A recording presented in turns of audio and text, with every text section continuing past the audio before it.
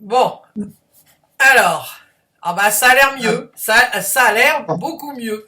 Alors bon, finalement, euh, bon, alors je ferai un montage hein, de la première question. Hein, on va donc attaquer sur les possessions, les entités. Je disais effectivement que pour écrire un livre comme ça, voilà, surtout pour un médecin, aborder un tel sujet que je remonte parce que le livre est vraiment passionnant, bien écrit. Bon, ça, vous avez une facilité pour écrire, c'est accessible. Je ne veux pas être en train de vous flagorner, là, vous envoyer des fleurs, mais bon, c'est un fait qu'il est très agréable à lire, très clair. Bon, alors, on va commencer à parler de tout ce qui peut nous empoisonner l'existence. Et Dieu sait s'il y en a.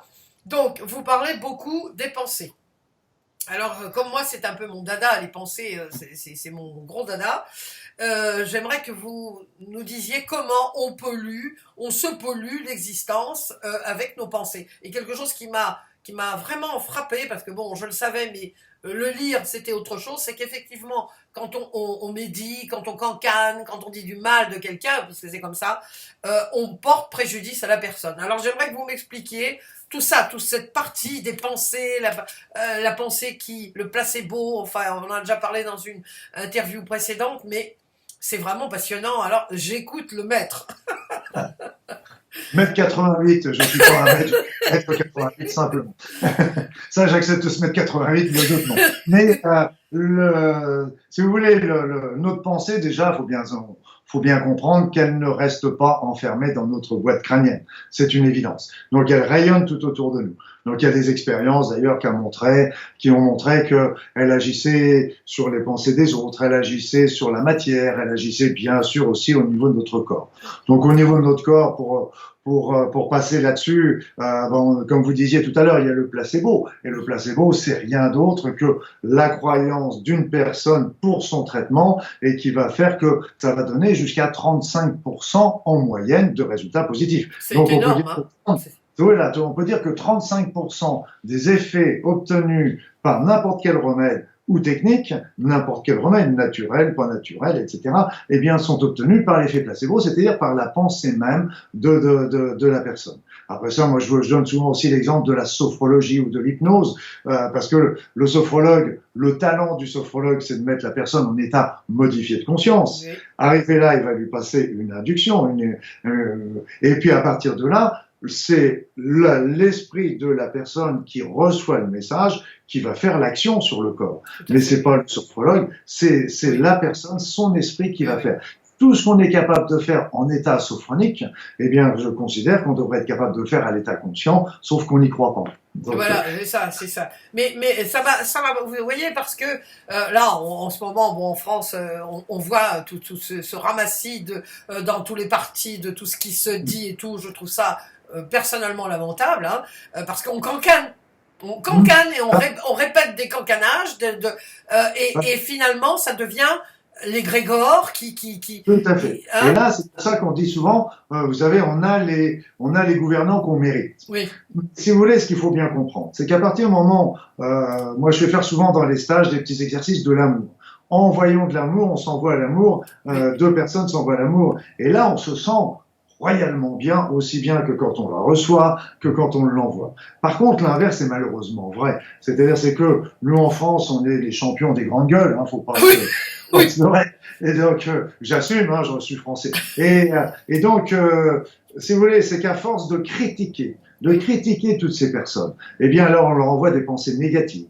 Si bien qu'en pensant à penser négative, ça leur fait baisser obligatoirement leur niveau vibratoire. Donc, obligatoirement, quand on baisse le niveau vibratoire, on arrive où? On arrive dans les pensées qui vont être des pensées égocentriques. Oui. On va être sur des pensées, voire des tentations à la malversation et des choses comme ça. Oui. Mais quelque part, au bout du compte, on peut se dire, ok, la personne est responsable parce qu'elle l'a fait. Oui. Okay. Mais d'un autre côté, ne sommes-nous pas non plus responsables à force de lui envoyer des tas de pensées négatives, alors surtout quand il y a un grand groupe, vous savez, le pire, c'est que quand c'est les égrégores, vous savez, vous allez voir un match de foot, tranquille, pour regarder un beau match, etc., puis pouf, vous tombez dans l'égrégore. l'équipe de France, l'équipe de trucs. Et là, d'un seul coup, vous vous retrouvez à animer de pensées qui sont les pensées de l'égrégore qui, quelque part, ne vous appartiennent plus. Tout à fait, oui, tout à fait. Oui. Subjugués par ça. Et vous vous entendez, allez, la France.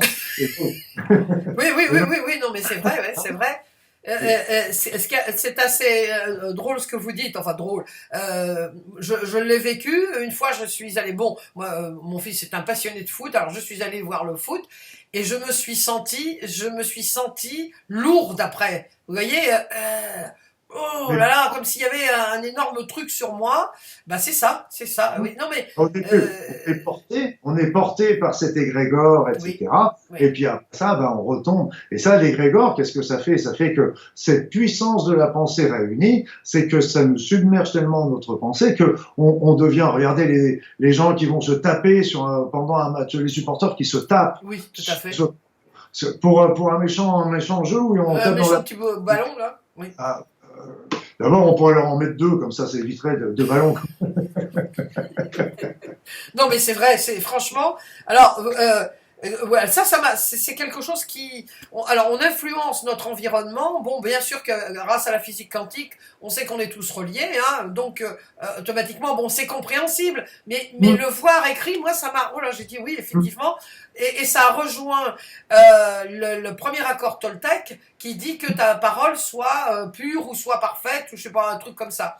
Et il dit. Ça rejoint la pensée hawaïenne avec Ho'oponopono, Oui. Parce que la pensée hawaïenne, la première pensée, c'est le aloha, l'amour, Oui. l'amour du prochain, bonjour, je t'aime, bonjour, je te prends en considération. La deuxième règle, c'est le pono, c'est l'intégrité, la rectitude. Et là, c'est vraiment la deuxième règle aussi au niveau de la sagesse hawaïenne. Donc, vous voyez, ça rejoint. Oui, c'est toujours pareil, ça c'est sûr, mais ça donne à réfléchir. Ça, c'est pour ça que je voulais vous en parler, que les gens vont le voir, parce que effectivement, oui. Et là, si vous voulez, c'est que à l'échelon individuel, c'est pareil, c'est que si, bon, qu'on ait tous des pensées négatives sur un tel ou un tel, on est humain. Oui. Ça, mais quand on envoie une pensée négative, ce qu'il faut, c'est tout de suite envoyer une pensée d'amour. Tout de suite effacer. Parce qu'en fin de compte, si vous envoyez même au volant, vous avez un type qui vient vous faire une crasse et puis que vous commencez à l'engueuler, etc. dans votre tête. C'est logique. Oui. Mais seulement, le problème, c'est que si cet individu a un accident un peu plus loin, est-ce que votre pensée n'est pas intervenue dans cette... Quelque part, oui, hein, c'est vrai. C'est là que ça devient... oui, tout à fait. Il faut être responsable de ses actes, mais aussi de ses pensées. Ah oui, mais ça c'est vraiment un gros pas, tout le monde en parle. Hein, le Dalai Lama, pratiquement tous les courants religieux en parlent, il faut faire très attention. Alors, il y a une chose aussi qui m'a... Enfin, il y a beaucoup de choses, on peut pas toutes parler, parce que sinon on resterait encore 4 heures ensemble, j'en serais ravi, mais ça pourrait pas passer. C'est l'épigénétique. Dire que ça, j'aimerais que... parce que ça revient, hein, maintenant on en entend parler un peu plus. Donc, pouvez-vous nous expliquer ce qu'est l'épigénétique? L'épigénétique, si vous voulez, quand j'étais à la faculté de médecine, on m'a toujours enseigné qu'on a un certain nombre de gènes de départ et que ces gènes-là, il fallait faire avec, bon an, mal an, qu'ils soient bons, qu'ils soient mauvais, il fallait faire avec pendant toute sa vie. Et que si on avait une mutation génétique, il pouvait survenir des mutations génétiques pendant la vie avec les radiations atomiques ou choses comme ça, mais c'était des cas déjà un petit peu exceptionnels, mais on avait ça. Mais en fait, on s'est aperçu de quelque chose, pour moi, qui est extraordinaire. Et là, je m'en suis aperçu maintenant, il y a une bonne dizaine d'années, 15 ans, j'ai lu les premiers articles. Et là, c'était pour moi une grande bouffée d'oxygène parce que c'est vrai qu'on a, je ne sais plus, on est sur la bagarre des chiffres, peu importe. Imaginons qu'on ait 100 000 gènes au total.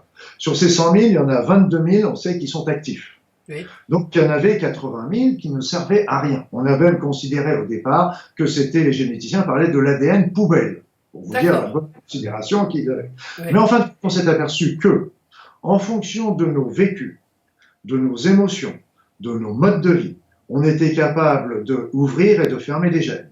Un mode de vie sain ouvrait des gènes de bonne santé. Un mode de vie délétère ouvrait des gènes de la maladie. Et là, donc on agit sur nos gènes alors. On agit sur nos gènes. Mais ce qu'on a fait peut être défait. En ce sens qu'il y a eu des études aussi qui ont été montrées que c'était sur des personnes qui avaient des cancers de la prostate. On s'est aperçu ils ont accepté de rentrer dans un protocole de vie saine à suivre pendant 3 mois. Vie saine autant sur le mode de vie, l'alimentation, etc., que sur la méditation, que sur l'activité physique, que les groupes de parole, etc. Et donc, au bout de 3 mois, on s'est aperçu déjà que certains gènes cancéreux commençaient à se fermer et que des gènes de la bonne santé s'ouvraient. Donc, si vous voulez, c'est que il faut bien comprendre que là encore, rien n'est jamais écrit et que nous sommes les maîtres de notre destin. Oui. Okay. Donc c'est vraiment important parce qu'on va pas se dire ah oui c'est de la faute de mes parents, de mes gènes, machin. Oui, c'est vrai qu'il y a les gènes, mais maintenant à nous de savoir les ouvrir ou de les fermer. Donc c'est ça l'épigénétique. L'épigénétique, l'idée, c'est que notre mode de vie, nos vécus vont modifier l'expression des gènes. C'est-à-dire, c'est qu'on va pas changer les gènes, mais par exemple, sur ces 20 000 gènes, il va y en avoir peut-être une centaine qui va se fermer, et sur les 80 000 gènes qui étaient inactifs jusqu'à présent, il y en a une centaine qui vont s'ouvrir. Et donc là, ça va être une inversion, et là, c'est pour ça que selon nos modes de vie, bons ou pas bons, eh bien, on va changer nos gènes d'une manière bonne ou d'une manière moins bonne. Et ce qui est fait dans un sens, parce qu'on fait tous des bêtises dans la vie, on fait tous des choses. Oui, heureusement quand même, un petit peu, hein. Ah oui, non, mais les extras, c'est une chose, mais vous savez, quand on est jeune, on essaie plein de trucs et de machins. Oui. C'est vrai, on ouvre des choses, mais c'est vrai qu'on peut les refaire après. On peut, heureusement. Mais le problème, c'est surtout quand on fait ça quand on est jeune, on fait les enfants après.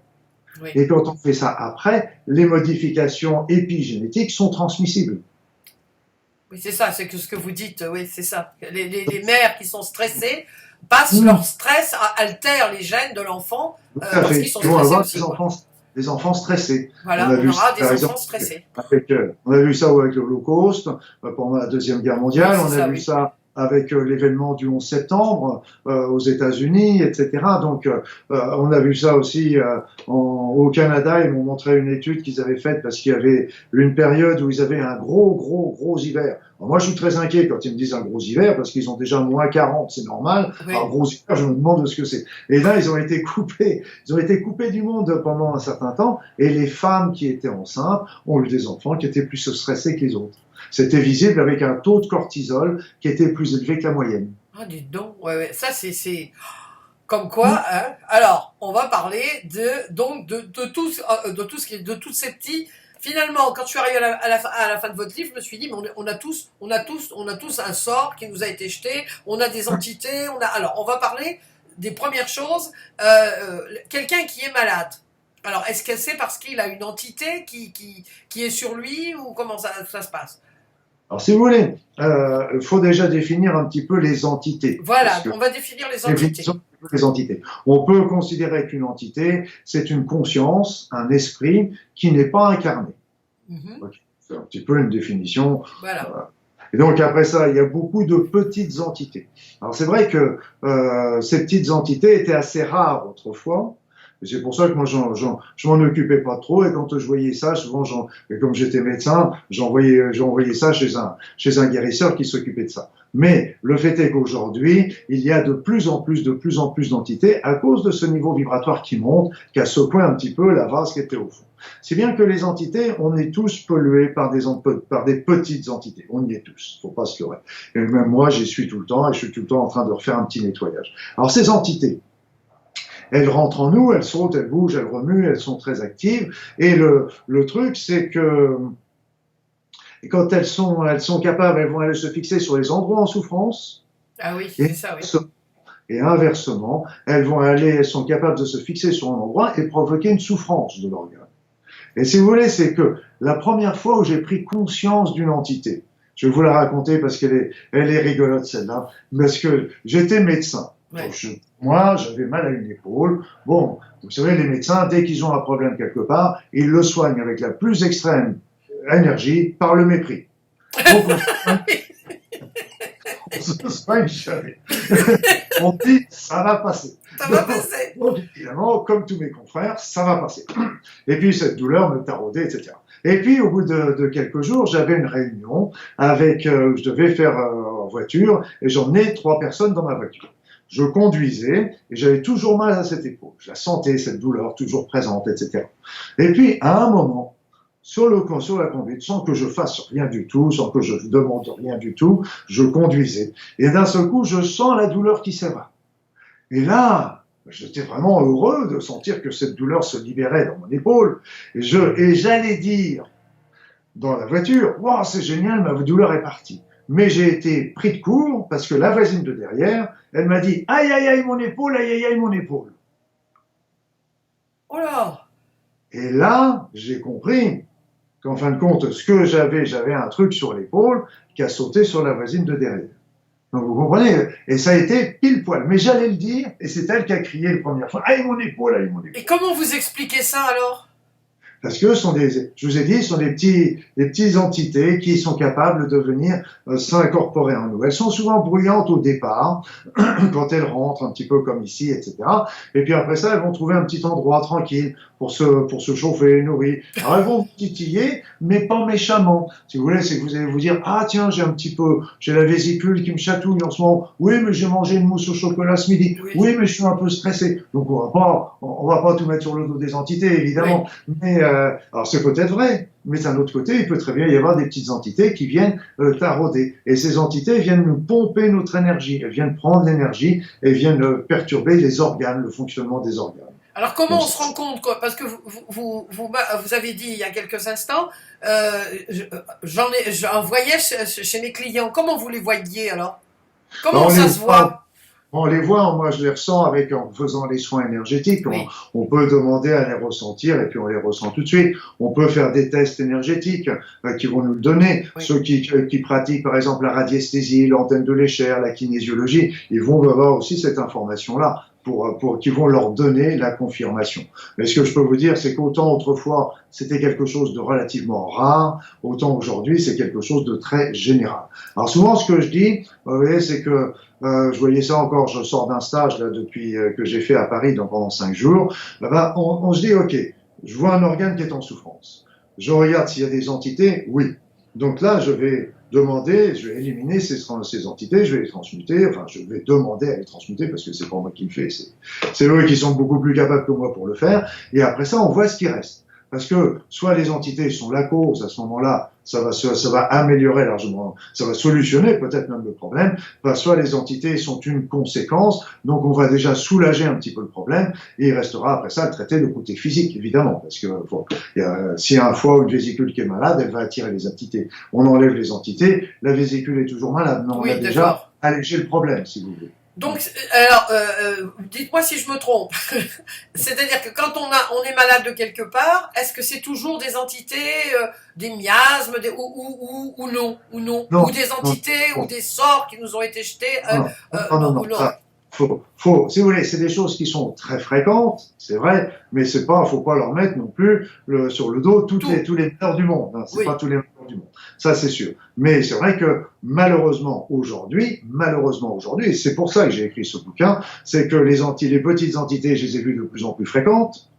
Et là, je vous ai dit, c'est pratiquement une généralité. Les sorts, je les ai vus de plus en plus fréquents. Et pourquoi? Parce qu'on retrouve la méthodologie sur Internet, on retrouve ça dans les bouquins, c'est extrêmement facile à faire. Puis après ça, on peut toujours payer un sorcier pour le faire. Donc, ah oui, c'est de la magie noire, donc. C'est de la magie noire. C'est de la magie noire. Alors, les sorts, vous dites qu'il y en a de plus en plus, parce que moi, alors là, j'habite au Portugal, et au Portugal, ça, c'est un sport national, hein, c'est vraiment un sport national depuis 50 ans. Dès qu'il y a quelque chose qui va pas, ah oui, mais ça, on m'a acheté un sort, ils appellent ça bruxerie. Donc, bruxerie, c'est sorcier, ça serait un sortilège, voyez-vous. Mais c'est tout le temps, ah oui, non, mais c'est parce qu'on m'a acheté un sort. Bon, alors, les sorts, vous dites que c'est de plus en plus fréquent. Comment, moi personnellement, dans toutes mes formations d'hypnose, il y avait j'avais parlé à un moment donné, il y avait un psychiatre de Toulouse qui était là et il disait c'est évident, moi je le refusais, je n'y croyais pas, je me disais à partir du moment où j'ai ma tête bien faite et que je me refuse, je me blinde, je fais ma méditation, ils n'entrent pas. Bon, alors à la fin du livre, j'étais désespérée, je me suis dit, ils entrent quand même. Oui, ils rentrent quand même. Malheureusement, il y a des protections, mais il y a aucune protection à 100% là-dessus. D'accord. Il n'y en a pas. Il n'y en a pas. Et je vous dis, malheureusement, il y a des sorts qui sont de plus en plus vicieux, de plus en plus nombreux. Les principaux sorts qui sont jetés, je peux vous dire qu'ils sont légion, c'est tous les ex-petits amis, ou ex-petit ami I, ex-mari, ex-femme, etc. Là, je peux vous dire que ça se vend d'une manière extraordinairement importante. Vous savez qu'en politique, ils utilisent beaucoup la sorcellerie pour se faire élire. C'est pas vrai. Il y avait un livre qui m'avait époustouflé à l'époque, maintenant ça fait longtemps qu'il est sorti, c'était un livre qui devait s'appeler La sorcellerie au cœur de la République. Ah, ça me dit quelque chose. Ça me dit donc, quelque chose. C'était un haut fonctionnaire, c'était une femme haut fonctionnaire de la République française qui expliquait comment tous les hommes politiques de tout grade essaient d'utiliser la sorcellerie, payent des gens pour essayer de se faire élire et surtout pour essayer de dézinguer le voisin. Ah oui, sur dézinguer le voisin. Parce que vous savez, ce qu'il faut bien comprendre, c'est qu'en fait, moi, ce que je me suis rendu compte, c'est que tous ceux qui s'en moquaient des sorts, tous ceux qui, eh bien, c'était souvent ceux qui les utilisaient le plus. Bah moi, je les utilise pas. Alors, mais on peut faire de la magie blanche aussi. On peut lancer. Ça, heureusement. Mais vous savez, dans le jet de sorts, et ça, je l'insiste aussi pour tous les auditeurs qui pourraient être tentés, parce qu'il y a des tentations, malgré tout. Il y avait une brave dame de la campagne qui me dit un jour, j'avais des vieilles patientes qui étaient adorables, et elles me sortaient toujours des vérités qui étaient extraordinaires. Et je me rappelle, elle me regardait avec des petits yeux malicieux, et elle devait avoir dans les 90 ans, elle me disait, vous savez, docteur, eh bien, le diable, eh ben, il est toujours tentant. Oui. Oui, c'est vrai. C'est magnifique. Alors, si vous voulez que quand on jette un sort, pour moi, ça m'énerve énormément parce que c'est l'arme des lâches. Oui. Ils ne se montrent pas, ils font ça en douceur, ni vu, pas pris, pas vu, pas pris. Mais seulement ce qu'ils oublient une chose, c'est qu'il ne peut pas y avoir un sort qui soit efficace si on n'utilise pas d'une manière directe ou indirecte des forces obscures. Oui. C'est pas forcément vu directement dans les protocoles qu'ils utilisent, mais c'est sous-jacent. Et je ne connais pas de force obscure qui travaille gratuitement. Oui, donc il va y avoir des conséquences. Il y a automatiquement dans cette vie, dans une autre, à un moment ou à un autre, il y a des conséquences qui vont arriver sur eux, sur leurs proches, sur leur famille. Il y a des conséquences qui vont arriver. C'est l'effet boomerang. Pardon. C'est l'effet boomerang finalement. C'est l'effet boomerang. Et ça, j'ai vu très très souvent cet effet boomerang qui est arrivé. Mais c'est vrai que moi, c'est mon côté un peu bélier. Bah oui, on est bélier tous les deux. On est bélier tous les deux. Je ne supporte pas les sorts parce que je trouve que c'est lâche. Ah oui, tout à fait. Oui, bon, tout à fait. Ça va pourrir. Moi, vous savez, j'ai failli mourir à cause d'un sort. C'est pas vrai. C'est vrai que je me rappelle, c'était un jour comme les autres. J'étais tout à fait normal, pas de problème. Je me rappelle, à 4 heures de l'après-midi, je prends ma voiture pour rentrer chez moi, autoroute. J'étais parfaitement bien, 4 heures de l'après-midi. Eh bien, à 4 heures de l'après-midi, je me suis trouvé avec une vague de fatigue comme s'il était 4 heures du matin. Je n'arrivais même plus à tenir les yeux ouverts. J'ai même failli avoir un accident dans un virage. Et là, je me suis rendu compte que c'était pas d'avoir ça d'un seul coup. Ah non, c'était pas normal. Et là, je me suis arrêté dès que j'ai pu sur la route. Et là, j'ai fait mes petites expériences et c'est comme ça, c'est qu'on m'avait balancé un gros truc. Et donc là, moi, je connais, c'est des méthodologies que j'explique aussi dans le livre pour se faire sur soi aussi. Et donc, j'ai fait ça tout de suite. Je me suis rechargé, j'ai pris un petit peu d'eau, j'ai attendu que ça se passe et j'ai repris ma voiture. Mais ce que je me demande aussi, c'est combien il y a de personnes qui ont des accidents pour des conneries comme ça. C'est fou ça, hein, quand même. Hein. Combien il y a de suicides à cause de conneries comme ça. Ah oui, oui. Qui peuvent être poussés au suicide parce qu'ils sont tellement dans une idée noire, dans les échecs, des échecs professionnels, des échecs conjugaux, des échecs personnels, des échecs sociaux qui sont complètement dans la déprime, et il y en a qui vont passer à l'acte. Et là, je me dis combien qu'il y en a qui peuvent être dus à des conneries comme ça. Et c'est pour ça que j'ai aussi voulu écrire ce livre. C'est pas pour faire peur, parce que je donne les solutions dans le livre, oui. Mais c'est surtout pour alerter les personnes. Attention, ça existe. ne croyez pas, ne vous mettez pas, c'est pas en vous mettant sous le lit, en vous disant ça n'existe pas que vous êtes protégé. C'est pas non plus quand on reste dans l'amour qu'on est protégé. Il n'y a pas de protection à 100%, et malheureusement, tous les grands saints, etc., ils étaient extrêmement attaqués, extrêmement perturbés au cours de leur vie et dans la fin de leur vie. Ben, on a vu, regardez dans la Bible, on parle le diable qui tentait Jésus-Christ dans le désert.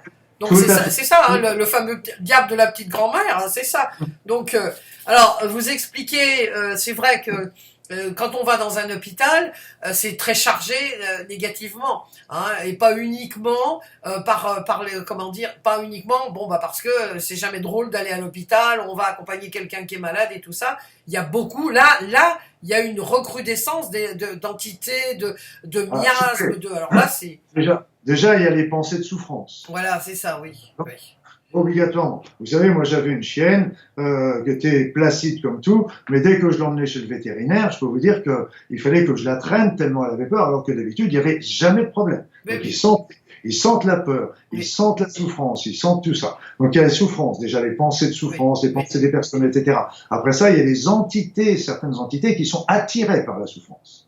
Et venir se nourrir de la souffrance et vont aggraver encore les choses. Après ça, vous avez tous les défunts qui sont morts souvent dans l'hôpital. Il y a des personnes qui sont mortes, par exemple, dans le coma. On peut pas laisser les personnes dans le coma, mais on peut pas non plus laisser les personnes souffrir. Donc, on leur donne des fortes doses d'antalgiques pour ne pas les laisser souffrir. Ce qui est bien. Moi, je l'ai fait aussi parce qu'on peut pas, c'est pas humain de laisser une personne souffrir le martyre, mais seulement ils vont mourir, mais ils vont mourir dans le coma et se sont pas vus mourir. Oui, et donc, ça, il y en a qui ne savent même pas qu'ils sont morts. Qui sont morts, oui, c'est ça, oui. Il y en a qui restent à hanter. Et vous savez, dans certains hôpitaux, certains hôpitaux aux États-Unis, les chirurgiens qui refusent d'opérer s'il n'y a pas un thérapeute énergéticien dans la salle d'opération.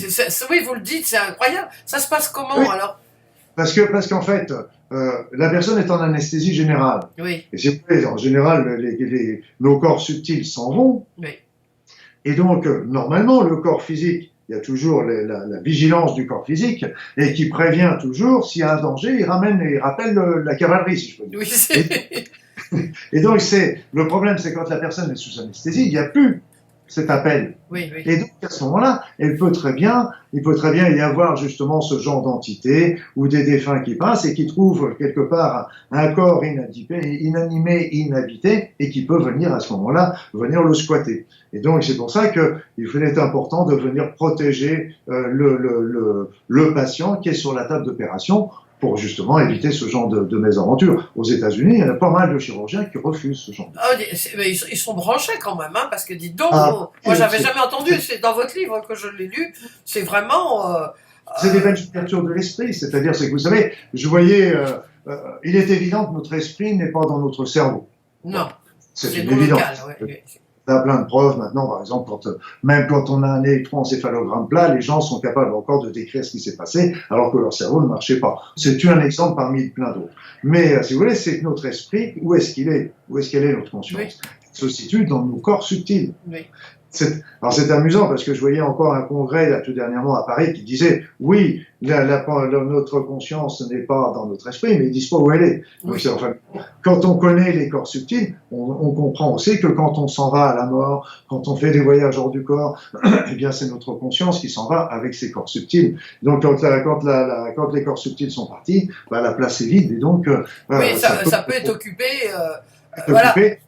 Si le corps n'est pas assez vigilant, s'il est endormi par une anesthésie. Voilà. Donc, pour en revenir aux sorties du corps, parce que bon, il y a le fameux Monroe, hein, l'Institut Monroe aux États-Unis. Bon, on parle beaucoup. Moi, j'ai lu beaucoup de livres là-dessus. Bon, intuitivement, parce que je suis assez branché intuitif, comme vous savez. Je sais pas pourquoi, je suis très attiré, mais ça, bon, voilà. Vous êtes très attiré pour faire des sorties hors du corps, vous voulez dire? Oui, voilà. Mais j'ai peur que il y a quelqu'un qui arrive. Et puis... Oui, je dirais que le risque est moindre parce que vous êtes quand même votre corps même s'il est un petit peu endormi, il est quand même il est pas shooté par des anesthésies, etc. Oui. Mais ce n'est pas non plus sans risque. Ça, voilà, c'est ça. Il y a quand même des risques, hein. Et parce que c'est vrai on avait même pensé pendant un moment, vous savez, il y a des gens qui font des sorties hors du corps assez facilement. Donc on s'était dit, ok, on va demander à cette personne de venir, on va faire une expérience, on va lui dire d'aller dans la pièce d'à côté. Dans la pièce d'à côté, on va mettre des objets, par exemple, Oui. on va passer des images, et donc il n'a pas vu, bien sûr, avant, et donc il va aller le visiter quand il fait sortie du corps, il va revenir dans son corps, et il va nous expliquer ce qu'il a vu. Donc quelque part, c'était une preuve qu'il était bien sorti de son corps et qu'il était revenu. Mais c'est vrai qu'ils ont vite arrêté ce genre de choses, parce qu'ils se disent, s'il y a un problème, on ne contrôle rien. Ben Et non. si problème pendant ce temps-là, ben, je veux dire, on peut pas le prévenir, on peut pas le protéger, on peut pas faire quelque chose comme ça. Donc, Oui. ils ont évité de faire ces genres de choses qui auraient été passionnantes parce que ça aurait donné des preuves quelque part scientifiques, Oui. mais déontologiquement, on peut pas se permettre de faire des choses comme ça. Mais alors, pendant les rêves, est-ce qu'on risque quelque chose pendant nos rêves? Le rêve, c'est pareil, c'est que normalement, on prétend, je ne sais pas, là, mais on prétend qu'on fait des sorties hors du corps au moment du sommeil paradoxal. Oui. Et donc on revient après. Mais là encore, notre corps reste vigilant. Parce qu'on a toujours deux mémoires dans le corps. On a toujours deux mémoires. On a la mémoire de notre âme, de notre esprit, de notre conscience, qui revient dans habiter notre corps, qui vient habiter un corps. Et qui, pour ceux qui y croient, bah, moi j'y crois personnellement, on revient chargé aussi de nos karmas, de nos choses comme ça, et puis de la mission qu'on vient faire sur la Terre. Et puis on vient habiter un corps qui lui aussi a une mémoire. La mémoire du corps, la mémoire de la terre, la mémoire de la généalogie. Et ces deux mémoires vivent ensemble. Et donc, si vous voulez, quand la conscience s'en va, la mémoire du corps demeure. Oui. Vous savez, ça nous est tous arrivé en conduisant. Vous conduisez sur une petite route, enfin une route bien dégagée, dans un temps qui fait beau, il n'y a pas de circulation, etc. Et puis d'un seul coup, votre esprit s'en va. Et d'un seul coup, 10 km plus tard ou 20 km plus tard, votre esprit revient, puis dit, non, j'ai fait 20 km, je sais même pas où passer, et comment ça s'est passé. Mais si vous voulez, c'est la mémoire du corps qui a pris la direction à ce moment-là, qui vous a fait la conduite, etc. Moi, ça me fait peur d'ailleurs, mais ça n'empêche que lui a fait ça, et puis après ça, quand on revient, la conscience revient, elle se dit, ah bah oui, en effet, il a fait ses 20 km pendant qu'on était parti. C'est la vigilance, quoi. Le corps est vigilant quand même. Le corps, la conscience du corps demeure et continue. Voilà, elle est plus primaire, bien sûr, que la conscience de l'esprit, mais elle est là aussi, et donc elle va assurer à ce moment-là les fonctions, je dirais, automatiques. Par contre, s'il y avait un danger, elle appelle à l'aide et tout le monde revient. Ah oui, oui. Alors, bon, donc on va parler de l'exorcisme, hein, parce que bon, l'exorcisme c'est très lié à la religion catholique. Hein, non, pas seulement. Toutes les religions pratiquent l'exorcisme.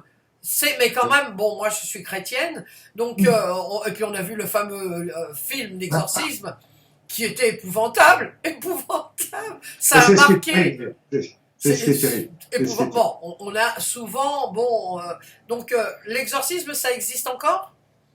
Alors l'exorcisme, ça existe encore. Je dirais presque que ça a tendance à reprendre un petit peu pignon sur rue. Moi, je sais que quand j'étais encore médecin à ce moment-là, j'allais voir souvent un prêtre qui était exorciste. Bon, il savait très bien que moi, la religion, c'est pas trop mon truc. Je crois en Dieu, je crois en des êtres de lumière, mais tout ce qui est religion, tout ce qui est dogme, tout ce qui est c'est pas mon histoire. C'est pas mon truc, quelle que soit la religion.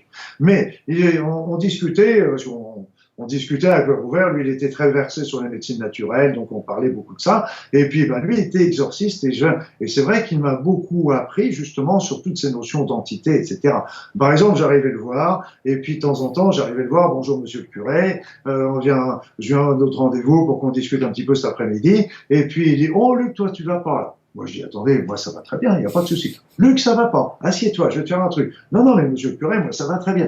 Et donc, à force d'insister, je me laissais faire, et force m'était de constater qu'après, qu'il m'avait fait ce nettoyage, j'étais beaucoup mieux. Parce qu'on a souvent l'esprit qui est obscurci, mais on trouve que c'est normal. Et donc, on a tellement l'habitude que ce soit comme ça, que c'est la normale. Oui. Mais d'un seul coup, quand on nettoie tout ça, on se dit, ah, mais tiens, d'un seul coup, et c'est le raisonnement, ça marche mieux, on commence à mieux voir tout ça, et donc ça marche. Alors, c'est vrai que lui m'a beaucoup appris. Mais, là où je me porte en faux, complètement en faux par rapport à tout ce qui est fait dans les exorcismes d'une manière générale, c'est que on est en train d'attaquer ces entités. Oui. D'attaquer ces êtres. Et là, c'est quelque chose si vous voulez éteindre un incendie, vous n'allez pas mettre du feu, vous allez mettre du feu. Si vous voulez non. Oui, Si vous voulez travailler sur les êtres de l'obscurité, amenez pas des guerres, vous n'allez pas les menacer, vous n'allez pas les, vous renvoyer aux enfers, etc. Vous allez leur envoyer de l'amour. Bien sûr, oui, oui. Et là, si vous voulez, ce que je me suis aperçu, c'est que quand on prend le contre-pied, d'une part, ça se passe d'une manière beaucoup plus légère, beaucoup plus soft pour nous, pour la personne qui est possédée. Et qu'est-ce qu'on fait en fait? C'est qu'on va, avec l'aide justement de nos guides, etc., parce que c'est pas nous qui en sommes capables de faire ça, mais avec ces aides-là, on leur envoie de l'amour et on va les renvoyer, tous ces êtres, même ces êtres démoniaques, ces défunts, etc., on les envoie dans la lumière. Oui, c'est ça, oui, oui. On les renvoie pas à l'enfer ou au purgatoire. Enfin, savez, c'est le nom qu'on leur donne. Hein, oui, encore faut-il que ça existe, le purgatoire. Voilà. Mais bon, il y avait quelque chose qui m'avait beaucoup interloqué, qui m'avait fait impressionné. C'était quand j'avais lu les évangiles il y a bien des années, et il y avait un possédé, un démoniaque, comme on les appelait, qui était donc possédé avec plusieurs démons, entités à l'intérieur. Et quand on a amené cet homme devant Jésus, les entités, les démons qui étaient à l'intérieur, ils ont dit « Ne nous renvoie pas aux enfers ». Alors, là, moi, j'ai souri après parce que je me dis « Mince ». Si les démons ne veulent même pas retourner aux enfers, où va-t-on? Bah oui. Il va y avoir les archanges et les anges qui vont pas vouloir retourner au paradis à ce moment-là. Non, plus sérieusement, mais c'est vrai que ça m'a fait quand même impressionner. Et après ça, plus sérieusement, c'est qu'en fin de compte, ça n'a pas l'air d'être marrant du tout. Et donc là, en fin de compte, c'était pas un cadeau. Donc non seulement on les menace, mais on leur dit on va vous renvoyer aux enfers. Donc ils n'ont pas l'air d'être contents du tout. Par contre, on les menace. Et on va pas les menacer, on va leur envoyer plein d'amour. Et quand on leur envoie plein d'amour, en fait, ce qui est amusant, c'est qu'ils n'ont pas l'habitude de ça. Et donc, puis après ça, c'est comme s'ils étaient là en train de dire, tiens, mais c'est pas désagréable ça. Et donc là, d'un seul coup, ils sont beaucoup plus à même de se laisser emmener pour repartir de l'autre côté et prendre conscience de ce qu'ils ont fait et de revenir sous forme beaucoup plus légère, voire même de lumière, etc. Et donc c'est pour ça que c'est le travail sur les entités, le travail sur, j'aime pas trop le mot possession, moi je parle plutôt d'incorporation, le travail sur les sorts. Si vous voulez, c'est moi je fais pas un travail de guerre, ça m'intéresse pas. Et j'ai vu que là, par contre, on fait un travail de guerre, on va se retrouver avec le film Exorciste, ça c'est vrai. Voilà. Si on fait un travail de guerre, mais par oui. contre, si on fait un travail d'amour, eh bien là, on va plutôt, non seulement on libère la personne qui est prise, mais en plus on va libérer quelque part, on va emmener là où il doit aller, doit être l'être qui vient perturber. Et donc c'est un travail qui est beau pour tout le monde. C'est-à-dire que tout le monde. Oui. C'est Ho'oponopono. Vous faites Ho'oponopono. Oh non, c'est pas Ho'oponopono. C'est pas encore Ho'oponopono. Pour l'instant, c'est un peu léger encore, mais peut-être qu'un jour ce sera bien. Peut-être qu'un jour on y arrivera avec ça. C'est possible. Et sincèrement, Christiane, Sylviane, c'est possible. Hein. Sincèrement, Sylviane, c'est possible qu'à l'avenir, on pourra travailler simplement avec Ho'oponopono, qui en éliminera les mémoires erronées qui ont attiré ça aussi dans notre vie. Peut-être que ça pourra aussi agir. Ouais. Écoutez, ça n'a rien à voir, mais enfin, en élément perturbateur, enfin, Ho'oponopono, Ho'oponopono nouveau, et Ho'oponopono, genre, moi je mélange les deux. Je l'ai fait pour un gros problème personnel et familial qu'on avait. C'est super, c'est miraculeux. Surtout c'est miraculeux. Surtout qu'avec le Ho'oponopono nouveau, vous avez pratiquement besoin de le faire qu'une seule fois. Oui. Mais on le répète. Et à chaque fois, on remonte jusqu'à son origine première avec la petite formule. Et là, c'est vraiment très confortable parce qu'on n'a pas besoin de le répéter tous les jours. Ah oui, non, mais c'est miraculeux. Franchement, même moi, j'en suis resté baba, comme on dit. Franchement. Donc, alors, on va arriver, bien sûr. Alors, il y a une chose très importante. Les maisons polluées. Bon, moi quand je fais du tarot intuitif, on m'interroge souvent sur les maisons. Je ne sais pas pourquoi. J'ai un truc avec les maisons et je sens bien. Alors donc je le sens pas comme vous, mais je le sens en tarot quand il y a quelque chose. Je le sens intuitivement, des infiltrations, des trucs qui vont pas, mais toujours liés à l'eau, ça. Ou quand la maison ne convient pas. Alors, expliquez-nous les maisons, parce que des fois, on arrive dans une maison et on s'y plaît pas. C'est comme quand on rencontre quelqu'un la première fois, on se dit bon, pourquoi, mais ça matche pas. Alors, les maisons qui sont neuves, moi, là, je vous parle d'un cas tout à fait particulier. Quand je me suis mariée au Portugal, je suis arrivée donc dans cette maison. C'était la maison donc de mon mari, hein, et elle était neuve, cette maison. Je ne m'y suis jamais plus. Dès que je suis entrée dans cette maison, ça a été, mais pendant 17 ans, j'avais horreur de cette maison. Comment vous expliquez ça? Elle était neuve.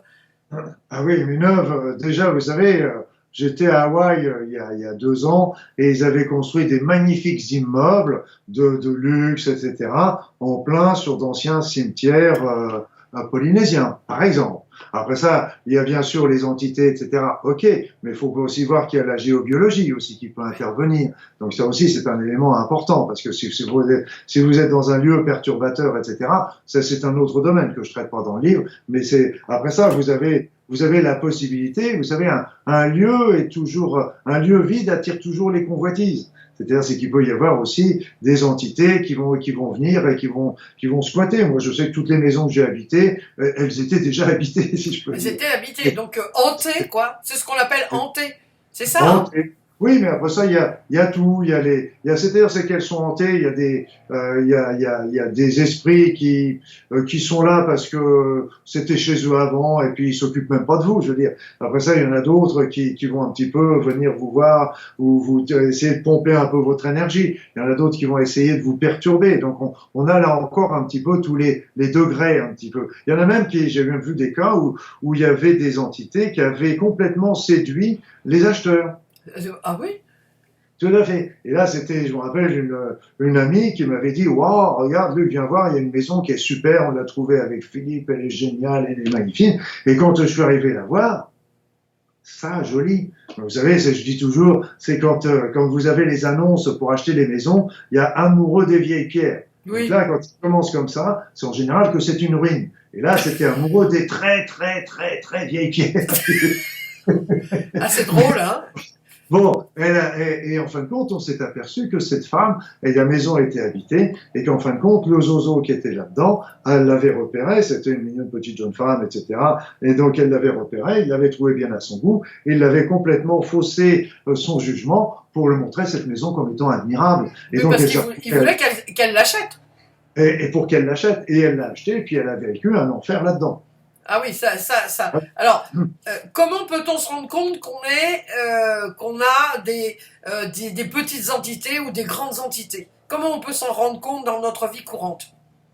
Sur soi, vous voulez dire? Là. Oui, sur soi. On parle sur soi. On parle sur soi, si vous voulez, les petites entités, je vous ai dit, elles viennent perturber, elles provoquent des petites douleurs, elles peuvent obscurcir l'esprit aussi, mais rien de, bon, c'est désagréable, mais c'est pas encore très méchant. Mais ça peut venir, à la longue, ça peut venir perturber un organe, peut-être même déclencher des troubles ou des maladies, qui sait. Là, on n'a pas la preuve que les entités peuvent déclencher une maladie, mais c'est du domaine du possible. D'un autre côté, les grosses entités, ça fait aussi que, quelque part, vous n'êtes plus vous-même quelquefois. Vous n'êtes plus vous-même quelquefois. Et c'est là aussi, et les plus grosses possessions, incorporations, je peux vous dire où elles sont. Eh bien, c'est tout simplement tout ce qui est schizophrénie paranoïaque. Ils sont remplis, les pauvres. Après ça, les syndromes de personnalité multiples, les autistes, il n'y a pas que ça. Il y a un problème, il y a d'autres problèmes au départ, mais aussi là j'ai remarqué, j'ai malheureusement vu plusieurs cas ces derniers temps qui m'ont bien confirmé que les autistes également étaient très très pris par ce genre de choses. Donc si vous voulez, sont des personnes qui ont des humeurs qui sont variables, on a l'impression d'être plus maître quelque part de son corps. Il y a aussi des possessions qui vont prendre, par exemple, c'est parce qu'il y a des défunts qui restent sur la terre pour continuer de profiter des plaisirs de la terre. Donc, la sexualité, donc l'alcool, le tabac. Et donc, si vous voulez, c'est que s'ils viennent habiter une personne, ils peuvent très bien pousser la personne à l'alcoolisme, pousser la personne au tabagisme, pousser la personne à des actes sexuels qui sont répréhensibles. Alors bien sûr, la personne est toujours à l'intérieur, et là bien sûr elle est. Mais si vous voulez, c'est on se retrouve avec des phénomènes de combat. Et là, il y a aussi un phénomène qui est très très très curieux aussi, moi que j'ai vu, et là j'ai été très content parce que il y a des Allemands qui ont écrit un bouquin là-dessus et qui ont conforté ce que j'avais vu. C'est-à-dire c'est que quand je regardais ces incorporations, je me suis aperçu qu'il y avait beaucoup de jumeaux ou de jumelles.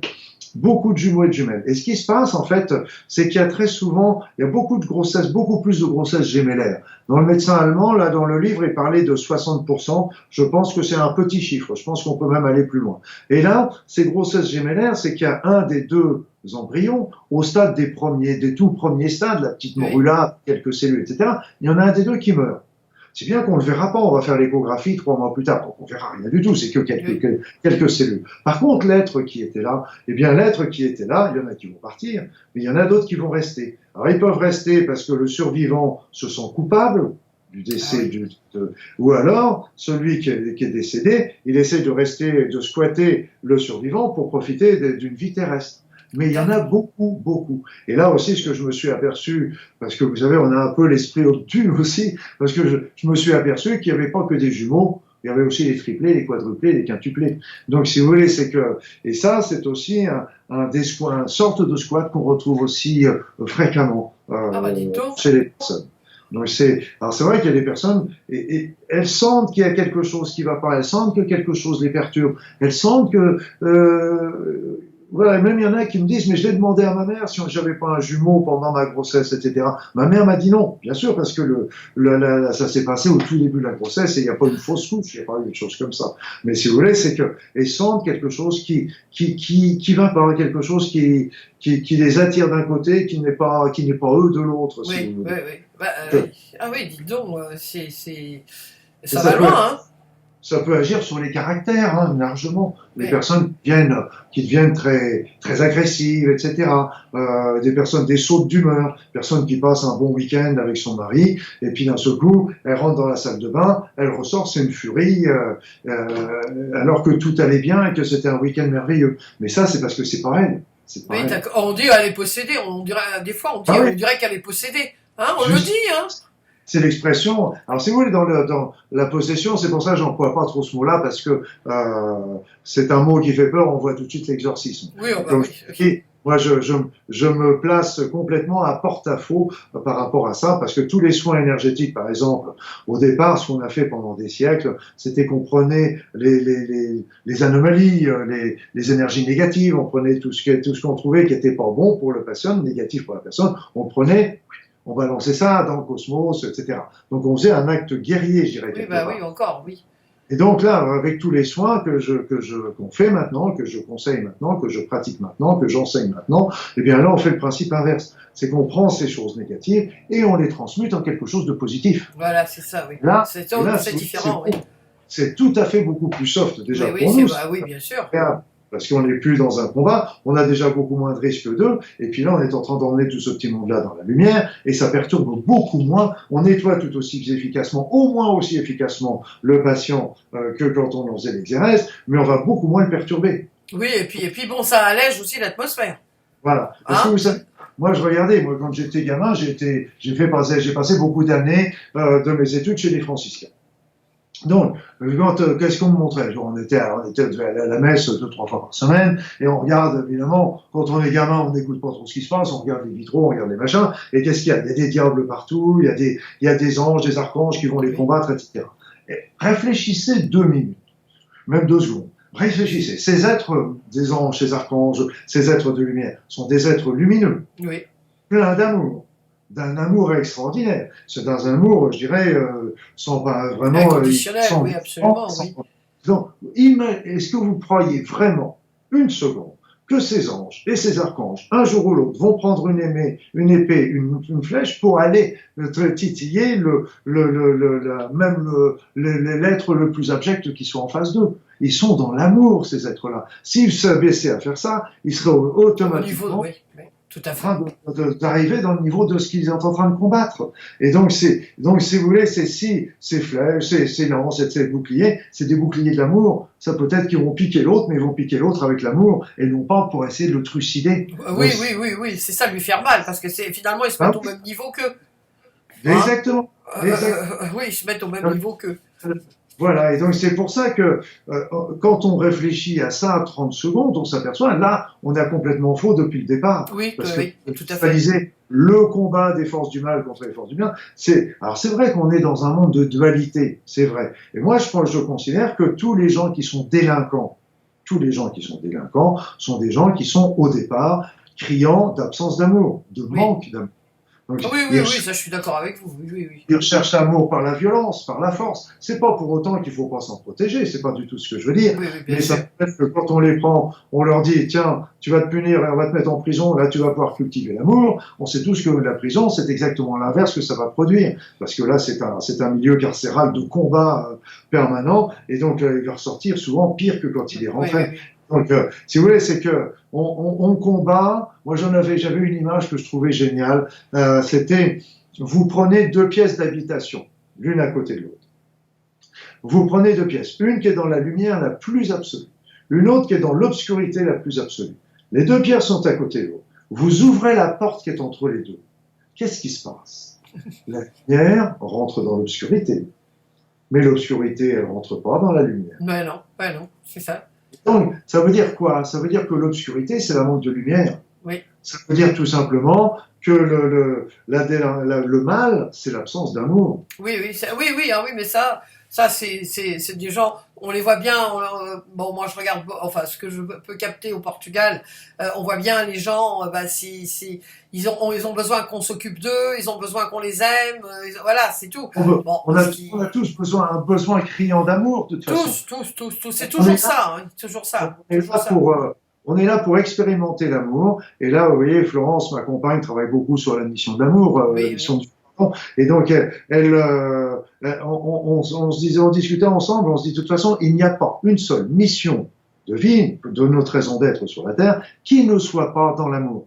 Donc, on a toujours l'amour de l'autre, l'amour des arbres, l'amour de la nature, l'amour. Oui. Mais il y a toujours de l'amour. Et là, on est fait. Et simplement, expérimentons l'amour. Vous savez, quand on est dans l'amour de quelqu'un, notre cœur, il bondit. Oui, tout à fait, oui. Qu'est-ce qu'on est heureux. Oui. Et là, quand on est dans la haine, dans la rancœur contre quelqu'un d'autre, qu'est-ce qu'on est mal. Et donc là, ça montre bien. Je veux dire, et pourquoi on est tout le temps en train de faire toujours cette rancœur? Pardonnons et repartons à vivre dans cet amour, parce qu'on est bien. Alors, oublions toutes les conneries qui peuvent être faites, passez-moi l'expression, mais retournons-nous dans l'amour, parce que c'est là qu'on doit vivre, c'est là qu'on doit être heureux. Et ceux qui disent, on est là pour souffrir, je me dis, moi, c'est de là. Oui, ça c'est...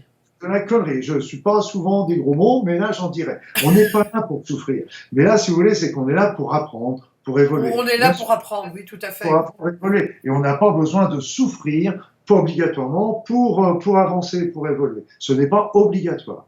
C'est vrai qu'on a de temps en temps la tête dure, moi compris. Oui. Donc, de temps en temps, on nous dit, bah, tiens, tu veux pas l'entendre, bah, tu vas voir un petit peu plus. Mais d'un autre côté, c'est parce que j'avais pas entendu les messages plus soft. Voilà, c'est ça. Et donc, à la fin, on dit, bah, tiens, t'as vraiment pas voulu entendre. T'as pas compris, là, je vais t'en envoyer une que tu vas bien comprendre, hein. Alors, là, vous donnez aussi dans votre livre, il y a toutes ces entités, il y a tous ces trucs là qui finalement nous perturbent la vie. Mais heureusement, vous donnez, il y a beaucoup, hein. Je le redis, je le remonte. Enfin, je fais pas la publicité du livre, mais si je la fais un peu. On voit, vous donnez beaucoup de comment on s'en libère, parce que c'est pas le tout de les avoir. Il faut aussi s'en libérer, hein. Donc vous donnez des choses très simples. Donc alors là, une chose, c'est le gros sel. Moi, expliquez-moi l'histoire du gros sel. Pourquoi? Parce que j'en avais déjà entendu parler, voyez-vous.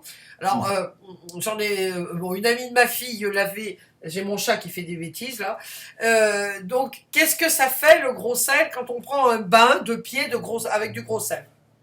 Alors le gros sel va plus agir sur les énergies négatives. Elle va pas tellement agir sur les entités, un petit peu, mais pas beaucoup. Ça va surtout nettoyer les énergies négatives, oui. Tout ce qu'on peut avoir reçu comme négativité. Et là, si vous voulez, le gros sel, le principe du gros sel, c'est que ça efface les mémoires. Mais ça efface toutes les énergies. Donc ça remet tout à zéro. Donc le négatif, vous voulez dire, vous parlez de négatif. Le négatif et le positif, ça efface tout, ça remet tout à zéro. Ah d'accord. Ça remet tout à zéro. Et c'est pour ça que quand on reçoit des choses, etc., dans une journée, par exemple, un bain de pied, un bain dans sa baignoire, un bain de mer. Ah oui, c'est ça, les bains de mer, oui. de nettoyer. Après ça, on peut travailler sur un petit peu plus ce qui est à l'intérieur. On peut travailler avec certaines prières, mais là encore, moi j'essaie toujours de trouver des prières qui soient le plus en dehors des religions. Oui, c'est ça, oui.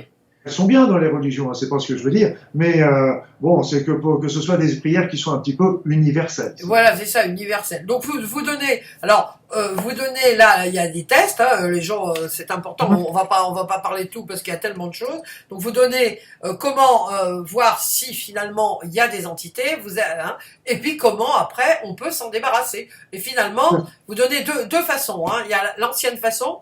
Et la moderne, hein, la moderne. Donc, les deux sont valables. Donc, les deux sont valables. Il y a la technique agressive et puis la technique soft. Et oui, là, voilà. par exemple, au niveau des maisons, des habitations, des lieux de travail, ce qui serait très important, c'est de faire un nettoyage de cette habitation, au moins, je dirais, une fois par trimestre, ce serait énorme. Moi, une fois par mois, ce serait mieux, si vous voulez. Mais ça, c'est intéressant. Et là, j'avais encore le cas d'une personne qui ont lu le livre. Et ils m'ont dit, ah, mais ils avaient une maison à vendre qui n'arrivait pas à vendre. Et donc, ils me disent, qu'est-ce que je peux faire? Je leur dis, commencez par faire le nettoyage que je viens de vous dire, parce que si c'est chargé de plein de trucs négatifs, les gens entrent dedans et ils ressentent quelque chose qui les repousse. Donc, commencez par faire le nettoyage. Et là, ils m'ont dit, ok, avec mon mari, j'y suis allé. Ils avaient une route à faire. Et puis là, déjà, cette femme, elle m'a dit, moi, je n'ai déjà pas pu, je suis tombé malade, je n'ai même pas pu rentrer dans la maison. Mon mari est rentré dans la maison et m'a dit, c'était un froid sibérien. Donc, il a commencé à faire le nettoyage, un petit peu de tout ça. Et puis, il me disait un petit truc qui était amusant, intéressant, c'est qu'il me disait, dans la maison, on a une chatière, et cette chatière est toujours ouverte vers l'intérieur. Le courant d'air, c'était toujours de l'extérieur vers l'intérieur. Mais là, quand j'ai fait le nettoyage, la chatière était toujours ouverte dans l'autre sens. C'est drôle, hein? Donc, si vous voulez, c'est pas moi qui l'invente, c'est les personnes qui me le décrivent. Là aussi, le Bruxelles, par exemple, il y a des petites choses. En Normandie, c'est les Normands qui m'avaient appris ça. Moi, je suis normand, hein, j'ai vécu presque 50 ans en Normandie. Et là-bas, les magnétiseurs, ils me disaient, on prend un petit ramequin, un saladier, arrondi, vous voyez, comme ça. Et vous mettez 1 kilo de gros sel dedans. Vous mettez de l'eau jusqu'à ras-bord du sel. Ah oui, voilà, d'accord. Vous laissez ça dans la maison. Et si vous voyez le sel qui commence à vouloir sortir et à déborder, ça veut dire qu'il y a une action négative qui est faite sur la maison ou sur ses habitants. Voilà. Alors, faut bien comprendre que c'est un signe. Malheureusement, si c'est normal, ça ne veut pas dire non plus qu'il n'y a rien, mais bon, c'est déjà des petits éléments qui sont intéressants. Et les gros sels, il y a des gros sels. Ce qu'il faut, moi, je suis toujours très respectueux des croyances de chacun. Et donc, si vous avez une religion, une croyance en tel ou tel Dieu, en telle ou telle religion, profitez-en, appelez-les. Il y a toujours des prières. Moi, j'ai beaucoup appris, par exemple, avec les exorcismes, enfin, les grosses entités, ce prêtre exorciste m'a beaucoup appris. Bon, maintenant, j'utilise pas ces méthodes, comme je vous l'ai dit, mais il m'a quand même beaucoup appris par rapport à ça. Les sorts, j'ai beaucoup appris avec les moines bouddhistes. J'avais fait une mission humanitaire au Tibet, où ils travaillaient beaucoup là-dessus. Vous savez aussi que, je sais plus si je l'ai mis dans le livre, j'avais retrouvé un texte de Sumer. Donc, 2, 3, 4 000 ans, 5 000 ans avant Jésus-Christ, oui. Un texte de Sumer qui était un exorcisme. Et là, les exorcismes qu'il donnait, eh bien, nos exorcismes, on s'aperçoit qu'ils sont très copiés-collés. Les religions ont souvent été des copier-coller sur les religions proviennent. Et là, la Sumer, c'est pratiquement une des sources mères, je dirais, quelque part. Et donc, on retrouve déjà dans cette... vous allez, comme vous disiez, l'exorcisme, je vous disais tout à l'heure que c'est universel. Et donc, les marabouts font ça aussi hein, avec du plomb, avec d'autres choses. Donc, chacun a ses techniques. Mais le problème, c'est que toutes les techniques que j'ai vues un peu partout dans le monde, c'est toujours des techniques agressives. Oui, voilà, c'est ça. On combat. Il faut sortir de ça. Il faut sortir de ça. On l'a fait c'était utile pendant une période. Maintenant, on a la chance d'avoir la possibilité de faire autrement. Autrefois, ça ne devait pas être possible. C'était pas, les choses changent. Et aujourd'hui, c'est possible. Alors, profitons-en et oublions un petit peu cette agressivité. Oui, c'est agressif. Combattre le mal par le mal, comme on disait. Ah, voilà, c'était ça. quand on est dans la lumière, on va pas combattre le mal par le mal. Voilà, c'est ça, exactement. Alors, Parce que, alors, Luc, pour terminer, parce que je resterai encore des heures avec je vous. reste encore un peu. Mais alors, dites-moi, pour terminer, par exemple, on a, là, vous en avez parlé, vous en parlez dans votre livre, mais j'ai une amie, moi, qui n'arrive pas à vendre sa maison.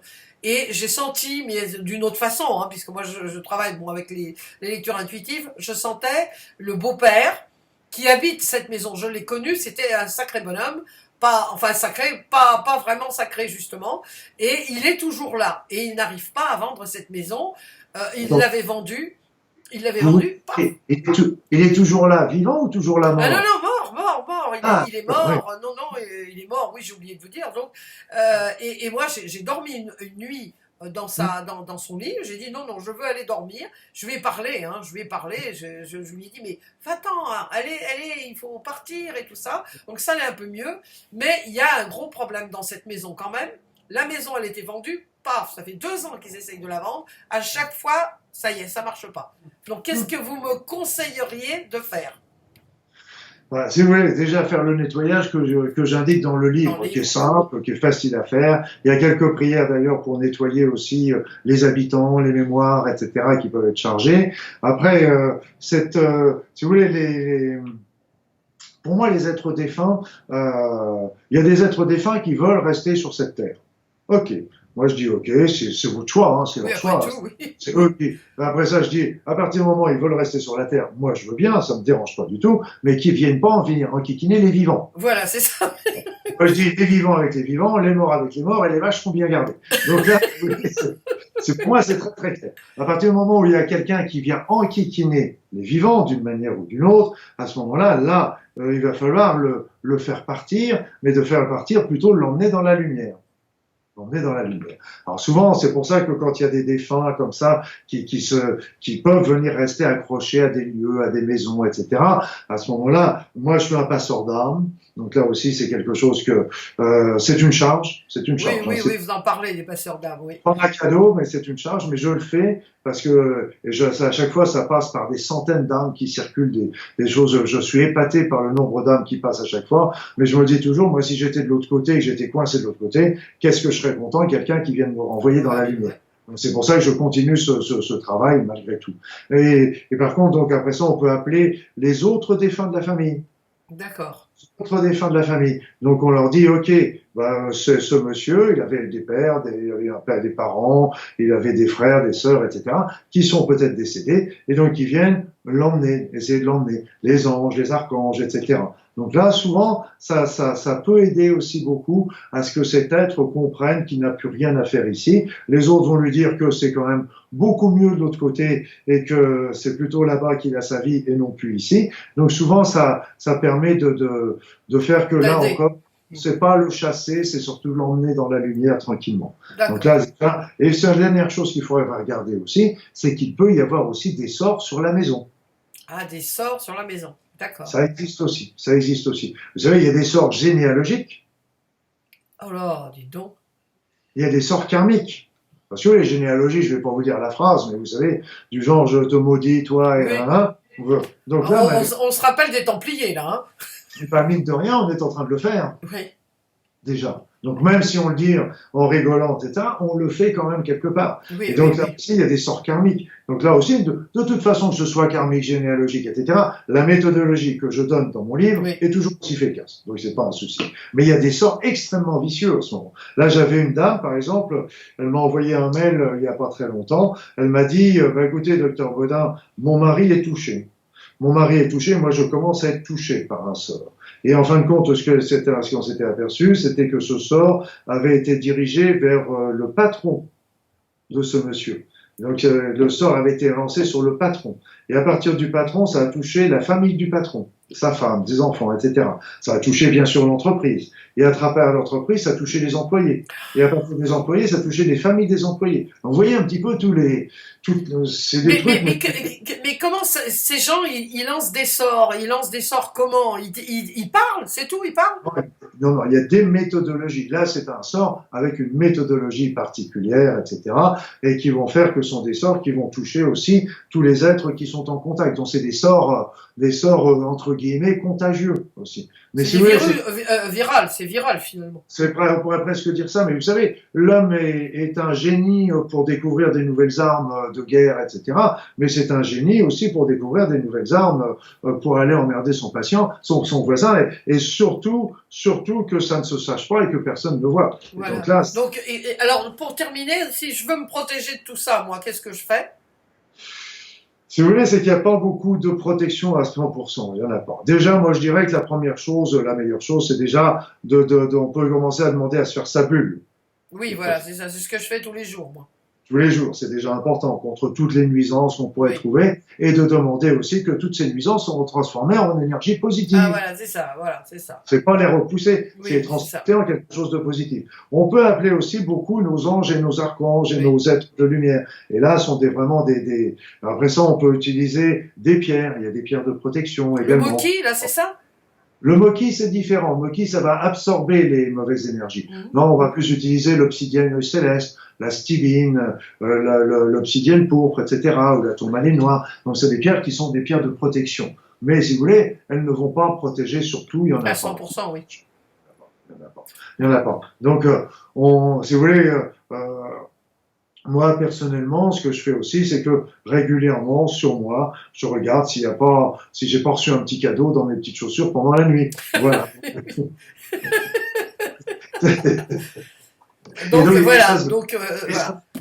Et ça se vend bien particulièrement au moment des pleines lunes. Et souvent la nuit précédant la pleine lune. On peut attraper un sort comme ça. C'est là que les sorciers travaillent le plus. Et là aussi, ça peut être la lune noire, mais c'est souvent la nuit précédant la pleine lune. Oh là, bon.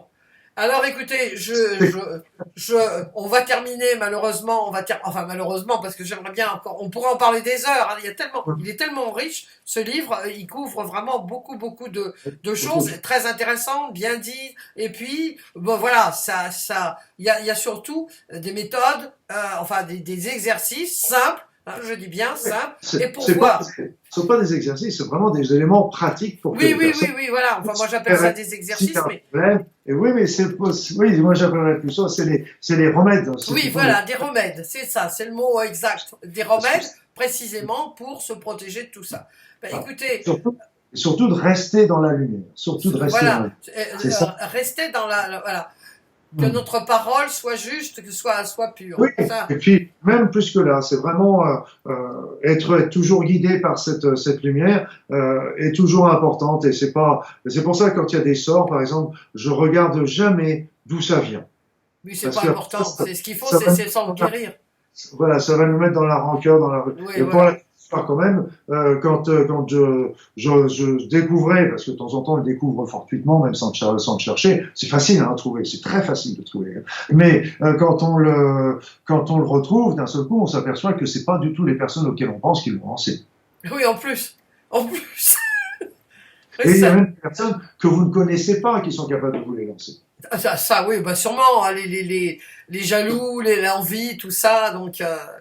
Mais écoutez, Luc, à la prochaine, est-ce que vous préparez, vous m'avez dit, un séminaire. On va terminer là-dessus. Vous allez préparer un séminaire, donc qui va traiter du nettoyage, comment faire pendant 2 jours, voilà, c'est ça. Donc l'année prochaine, en 2018. C'est quelque chose que je suis en train parce que là, actuellement, je le réalise au niveau des stages de soins énergétiques, mais je pense qu'il y a un certain nombre de personnes qui sont intéressables, qui sont pas forcément intéressées pour faire les soins énergétiques, mais qui sont intéressées par ça. Et donc là, moi, je suis en train de réfléchir sur 2 choses. La première, c'est celle que vous dites, de créer un week-end, justement, pour travailler là-dessus et qui sera ouvert à tous.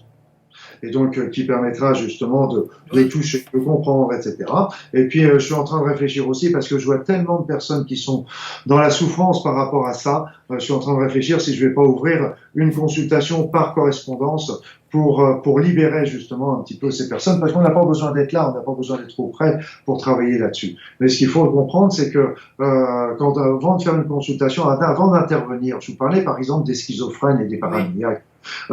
Souvent, on me dit, tiens, il y a mon frère, il y a ma sœur qui a ça. Est-ce que vous pourriez faire quelque chose? Oui, je peux faire quelque chose. Mais quand je regarde, il y a bien quelque chose. Mais seulement, avant d'intervenir, je demande toujours si je suis autorisé à Ah, oh intervenir. là, oui. Et là, ce que je peux vous dire, c'est que bien souvent, dans des cas de schizophrénie et de paranoïa, etc., on m'a répondu non. Ah non. Non. Pourquoi? J'en sais rien. Je pense que ce que j'ai compris, c'est en fin de compte que ces personnes-là avaient quelque chose à comprendre, à faire avec ça. Avec ça, oui, bien sûr, oui, c'est ça. Alors peut-être que j'étais pas la bonne personne, peut-être que j'étais pas le bon moment, peut-être qu'il faut qu'elle fasse un travail, qu'elle comprenne un certain nombre de choses. Mais si vous voulez, c'est qu'à chaque fois, moi, je demande avant toute chose. Donc là, après ça, et quand c'est non, c'est non. J'ai dérogé une fois à la règle. Je peux vous dire que je suis pas prêt de recommencer. Ah, vous en êtes mordu les doigts. J'en ai même perdu un petit bout. Eh bien, écoutez, Luc, je vous dis merci encore une fois. Donc, le prochain livre, c'est sur quoi? Alors, le prochain livre, c'est... Il y a 2 livres qui sont en préparation, là dans la tête, parce que là en ce moment je suis en train de travailler beaucoup sur des e-learning, c'est-à-dire c'est qu'on est en train de faire des formations en ligne.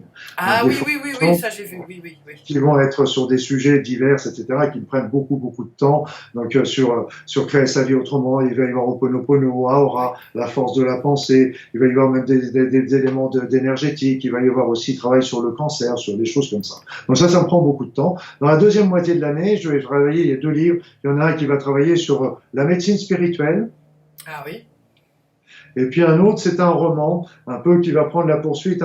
C'est pas la suite, hein, c'est tout à fait différent, mais comme Projet Humana que vous Oui, connaissez, oui, oui, oui. D'accord. Et donc c'est un autre roman qui va être tout à fait sur un autre sujet avec d'autres personnages évidemment, mais quelque chose, parce que vous savez qu'on peut se permettre à dire dans les romans ce qu'on peut pas se permettre de toujours de dire dans le vieux. Oui, voilà, voilà.